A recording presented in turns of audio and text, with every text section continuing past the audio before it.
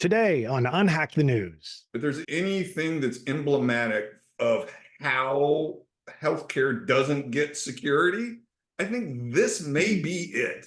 We want to put rules in place so your hospital associates, the people that are members of your club, are more safe. We don't want you to do that. Why? Hi, I'm Drex, a recovering healthcare CIO and longtime cyber advisor and strategist for some of the world's most innovative cybersecurity companies. Now I'm president of This Week Health's 229 Cyber and Risk community. And this is Unhack the News, a mostly plain English, mostly non-technical show covering the latest and most important security news stories. We want to thank our Unhack the News partners, CrowdStrike, Fortified Health, Enterprise Health, Island, and Ordr for their support. And now, this episode of Unhack the News. Hey, I'm Drex, and this is a brand new show, Unhack the News. This is Bill Russell's original version of this was Newsday. It's still running, of course. We both have done Newsday. We've done Newsday together. Yep. This is sort of the cybersecurity version of Newsday. We're calling it Unhack the News. And my guest today is Wes Wright, Chief Health Officer. Will you call yourself Chief Healthcare Officer? That's correct. Completely made up title by moi. But I just wanted to let Ordr customers and Ordr potential customers know there's somebody at Ordr that does nothing but focus on the healthcare community. Right. So that's why I went that way. And didn't want to be like Chief Health Officer because then people would have thought I was like an MD or something like that. So I didn't want to do that. They're already confused. They think I'm an OR doctor. That's always a good time too. You don't want to be on an airplane with that jacket on and then is there a doctor on board? There's an OR doctor back there. I just saw one. Yeah. Oh man. There's a lot of stuff happening in the news when it comes to cybersecurity and privacy and ransomware and everything else. You actually posted a really interesting story, especially given the amount of legacy stuff that we have in healthcare. You want to talk about that, the XP story? Yeah, I was just trolling around doing my regular news feed kind of stuff. And this thing pops up in my news feed. Say, hey, we put XP on the network for 10 minutes and things didn't go well. I can just imagine all they did was put it on the network, didn't have it go connect to anything like that. Just put it on the network, exposed to the internet. Always. To me, the mental picture that came in was when you throw the chum and the sharks come in, you were throwing some XP chum there and every one of those hacker sharks came in there and tried to hit that sucker. Shoot, if you want to set up a honeypot and distract people at your healthcare, just put an XP out there on the box. Don't connect it to your network. Connect it to somebody else's network and let it get hacked.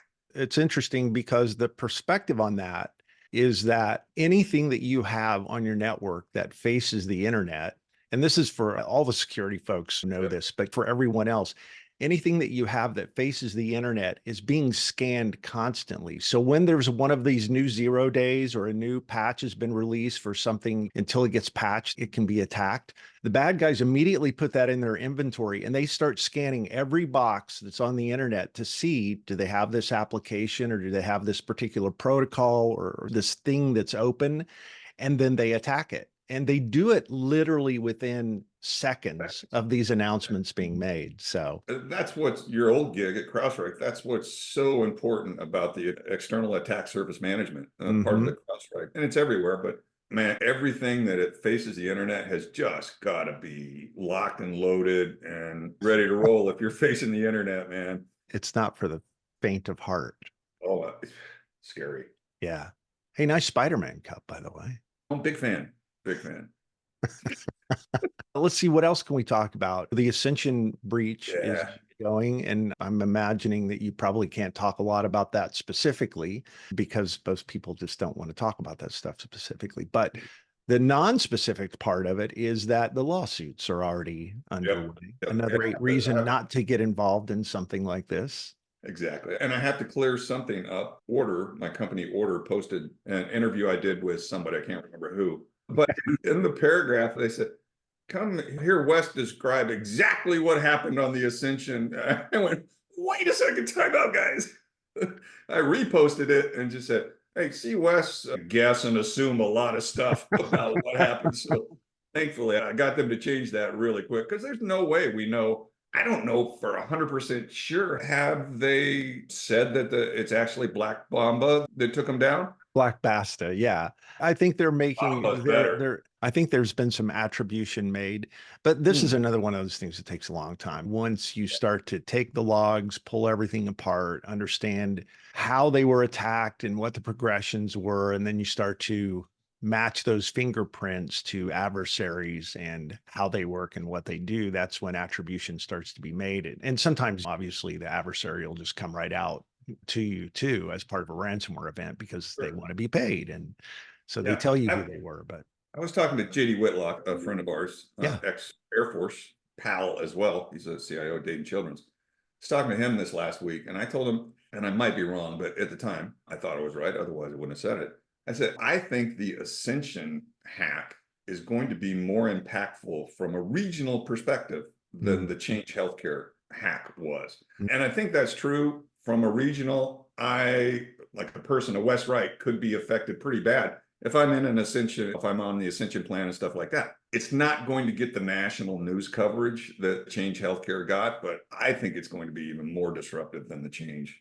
And I guess that's why people are filing lawsuits. I think that's ridiculous slash about time, kind of. mm-hmm. I think if we would have had people filing lawsuits, actually we did, didn't some California place, the board was sued by somebody. Uh-huh. But I think if we would have had lawsuits 5, 10 years ago popping up on these hacks, we probably would have got a lot tighter than we are right now. Yeah. And obviously there's still a lot of work to do for a lot of places, but even the places that are tight, this gets into another whole conversation that you see starting to open up now.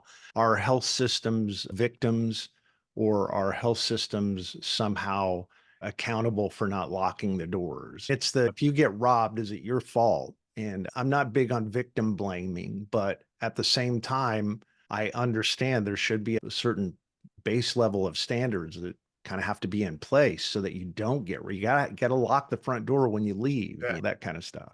Yeah. Somebody stole my car. I left the keys in it and it It was was running. running. Yeah. Somebody stole it. Come on. Yeah, I Yeah. can be a victim blamer at that point. And in some of these cases, especially the vendor ones, at being a vendor, we are in existence to do what we're doing. Hmm. The healthcare IT people there's just a millions of things that they have to concentrate on and do. So if I'm going to blame a victim, it won't be an Ascension. It would be a Change Healthcare. It would be a Kronos. It would be a Dragon, naturally speaking. Those were your only jobs, is to provide that service and provide it securely.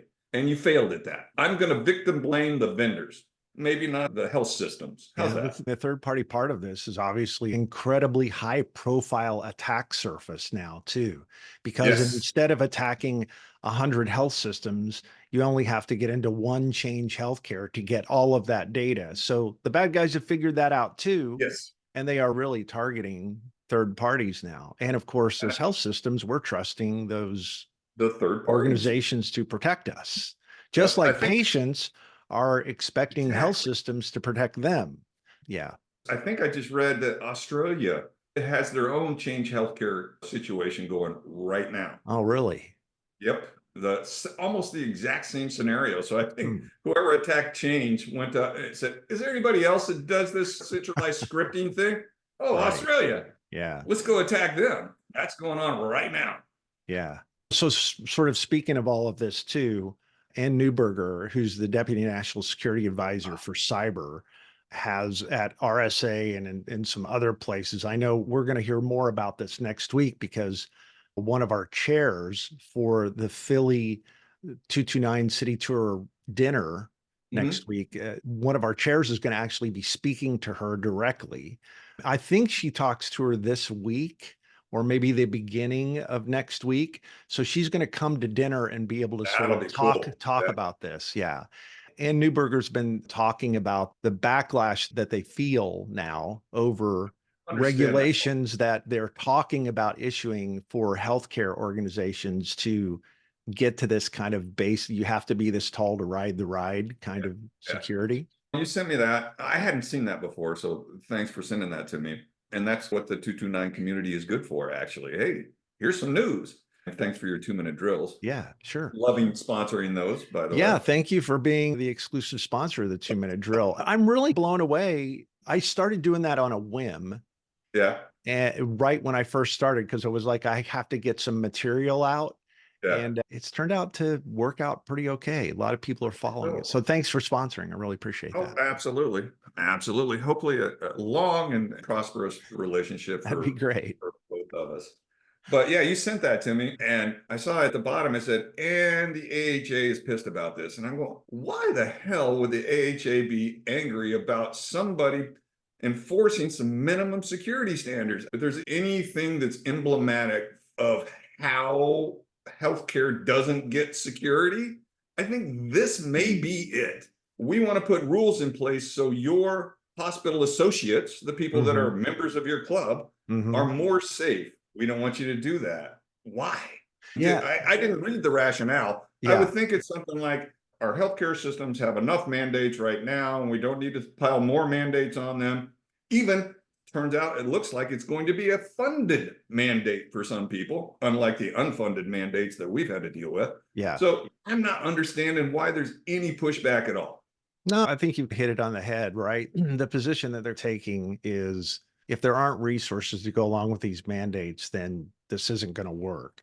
The challenge with resources are multi-pronged here. There's a lot of states that are doing work individually now New to York. offer some incentives to some organizations to do some of these security things. Others are going to mandate that some of these security standards are just, you have to do them. And they're coming with unfunded mandates. I think there's a lot of conversation now about how does it get tied to Medicare or Medicaid reimbursements if you're not this tall to ride the ride. How is this going to interact with the HHS strategic plan? Remember that it laid out also that there's going to be a minimum bar and we're going to find some way to fund this for Right, small the and rural. CPGs. Yeah. Are those tied together? So Are the CPGs what she's talking about? Yes, in many ways, these things are tied together. It's also, I think, a little bit of the confusion. This is a bit discombobulated right now, right? When we have stuff like this happens over and over again, ransomware, all of the stuff that's been happening in healthcare, the government loves to help. Yeah. But the help sometimes is not completely well coordinated, and it varies from state to state. The federal government gets involved, sometimes different departments in the federal government gets involved. And so I think part of what everyone is asking for too is just give us a coordinated effort. And in the coordinated effort, ideally give us some resources to be able to make that work, because a lot of health systems have to make hard decisions about, do we repair the roof over the emergency department, which is leaking, or do we make investments in cybersecurity? And these are not easy decisions that a lot of those folks are dealing with. I agree. Health Sector Coordinating Council, hopefully that can help. You're a member. For sure. Actually, so am I now. Are you? All right, that's great. Yeah, I had my conversation with Greg, and now I can discuss the CPGs from an internal perspective, because as we've talked about, I'm in, I wouldn't say vehement disagreement, but strong, fervent disagreement with what's been tagged, expanded, and what's essential. Yeah, you and I have talked about it. And it was that it's okay to not like something and complain about it. It's a whole different thing to be in the inside baseball and say, oh, I see why this decision was made or that decision was made. I've talked to you, I've talked to several people on the HSCC. And I think what really happened and why the things that I think should be on essentials got on expanded was at the time that these were getting put together, full asset inventory, we didn't have the technology. We just released Chasm, which can do a full inventory in an hour, or not an hour. If you had everything set up right, it could do it in an hour. But you can get a full inventory in a day and not have to send out armies and stuff like that. When these documents were being made, it was not in existence. The thing that said medium impact on doing this, which I disagree with, I think is high, but also effort was high. And I went, that's probably why it went to the expanded versus the essentials, because pick your low-hanging fruit as fast as possible is what they're trying to say with the MFA. Not sure I still agree with it, but I can understand the logic of it now. And I think the reality of it is too, is that as tech advances, and as the bad guys continue to change tactics and do things differently, the plan and the priorities have to be agile and change. Yes. And I'm glad you're on the inside now because you'll help Yeah. drive some of that. Looking forward to it. I know quite a few of the folks on the HSCC. If nothing else, it'd be a great conversation with some great people. Yeah, for sure. Okay, we're going to wrap up, but there's a few things Okay. I want to talk about. We were in Nashville last week and we Mhm. had the very first 229 city tour dinner. And what do you think? How'd it go? Thanks for sponsoring that too, by the way. But Oh, for sure. Of course. Where 229 is, Ordr is too. I mean, just not true, but it sounds like a great slogan. I thought it was great. Again, Steve Ramirez, CISO CTO, renowned. Thank you for hosting us out there in Nashville. But what it is, it's take the cool, fun part of the conferences that you go to. And that's what a 229 dinner is, a 229 supper club. That's what I call it. I know you've got an official title for it, but I call I it like supper club. I think supper's still a word that people use, but you take, when I'm at Chime or Hims or Vibe or something like that, yeah, you get through the day's grind through the show and meetings and stuff like that. What you really look forward to is, hey, where are you going to have drinks? Where are you going for dinner? And you go there and you talk about what's going on. And that's what the 229 Supper Club is. it is a mix of a sort of misery loves company. It And is. oh, you guys are doing that? Can I talk to you later about that? It is a great place to sort of make those connections. Yeah. So I thought it was great. I'm really looking forward to the one that you referenced earlier with, we might Next get some, week's in Philly. Ana Santiago yeah. is moderating, hosting, I guess is the right word, next week. It's always good to see her. There's a lot going on in Philadelphia in that market. And so that'll be a really good one to hang out and see folks there. Actually, I'm getting to see a few friends from the past that come to that too. I haven't seen in probably 2 or 3 years. Personally, I haven't seen these folks. So really looking forward to it. And my job at these is just to sit there and listen, sponsor, of course, and it's just fascinating for me to listen to what the issues are that the CISOs and CIOs, depending on which 229 event, are experiencing. And it's a little depressing to hear those issues and realize I was sitting around a table somewhere 20 years ago and half of these issues were the same issues then too. And it's just the normal business stuff. It's budget and resource and op tempo. And it's the same thing. It just like gravity, maybe there's some constants in health IT. I think it's, for me, the great thing is to, when somebody like you is there, you come at it with a lot of real world operations experience as a CIO and a CTO yourself for years and years. Yes. In healthcare too. You have a lot of perspective. You're seasoned, as we say. I'm seasoned. Thank you, Drex. Not old, seasoned. Much of the time when they are having those discussions that I have to hold myself back from jumping in there and just listen to what they have to say. Yeah. So, Hey, thanks for being on the show today. Always UnHack a the pleasure. news. How about that? UnHack the news. I'll see you around the Philly campus next week. That's right. See you around the Philly campus, Drex. All right. Thanks. Thanks for tuning in to UnHack the News. And while this show keeps you updated on the biggest stories, we also try to provide some context and even opinions on the latest developments. And now there's another way for you to stay ahead. Subscribe to our daily insights email. What you'll get is expertly curated health IT news straight to your inbox, ensuring you never miss a beat. Sign up at thisweekhealth.com/news. Thanks to our UnHack the News partners, CrowdStrike, Fortified Health, Enterprise Health, Island, and Ordr. You can learn more about these great partners at thisweekhealth.com/partners. I'm your host, Drex DeFord. Thanks for spending some time with me today. And that's it for UnHack the News. As always, stay a little paranoid, and I'll see you around campus.